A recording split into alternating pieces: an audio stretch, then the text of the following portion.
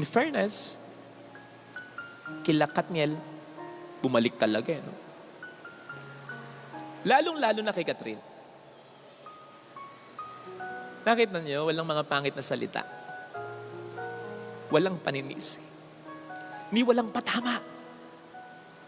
Paraphrasing, yung sabi niya, nagsimula ng may respeto, matatapos ng may respeto. Ganun sana. Bakit? Si Rane, huwag mo nang masakin.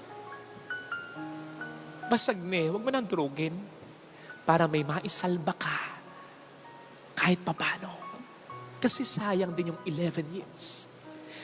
Nanay pa rin yan ng anak mo. Tatay pa rin yan ng anak mo. Kapatid mo pa rin yan. Magulang mo pa rin yan. Pag balibalik-tarin mo man ang mundo, yun pa rin. Isalba mo yun. Kung ano yung pwede mo pang isalba. Kaya sana sa ginawa ni Catherine, ma-realize ni Daniel, mas loyal si Catherine kaysa sa aso niya.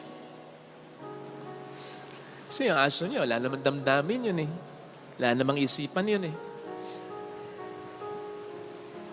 Pero ang tao, may damdamin at isipang nasasaktan. Kaya kapag pinapatawad ka pa rin, hindi ibig sabihin, hindi siya nasaktan.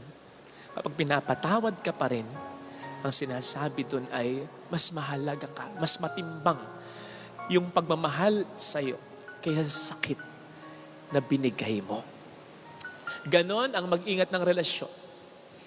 Kang gagawa ng ikasisira ng iyong relasyon at kung masira man, salba mo kung ano pwedeng isalba. Ganon to the trillion times, super level times ang Panginoon sa atin. Kaya sana, salubungin natin siya, hindi lamang ngayong Pasko, kundi